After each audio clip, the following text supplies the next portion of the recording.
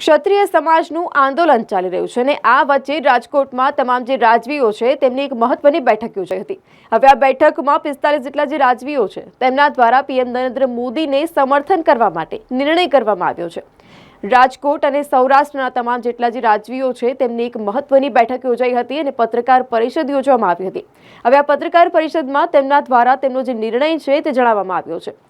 રાજકોટ ખાતે આજે પત્રકાર પરિષદ છે રણજીત વિલાસ પેલેસ ખાતે યોજવામાં આવી હતી અને તેવામાં રાજવી માંધાતીસિંહ જાડેજાએ રણજીત વિલાસ પેલેસ ખાતે આ બેઠકનું આયોજન કર્યું હતું। બેઠકમાં ગુજરાત સૌરાષ્ટ્રના રજવાડાઓના રાજવીઓ હાજરી આપી હતી, જેમાં રાજવી માંધાતાસિંહ જાડેજા, જસદણના રાજવી સત્યરાજજીત કુમાર ખાચર, પાળિયાદના ભૈલુબાપુ, ચોટેલા સ્ટેટ મહાવીરભાઈ ખાચર સહિતના 15 જેટલા રાજવીઓ ઉપસ્થિત રહ્યા હતા। 45 જેટલા જે રાજવીઓ હતા તેમને ભાગ લીધો હતો અને આ બેઠકનું નામ રાષ્ટ્ર પ્રથમ ચિંતન રાખવામાં આવ્યું હતું। બેઠક બાદ રાજવીઓ દ્વારા એક પત્રકાર પરિષદ યોજવામાં આવી હતી અને જેમાં તેમનો જે આ નિર્ણય છે તે જણાવવામાં આવ્યો હતો।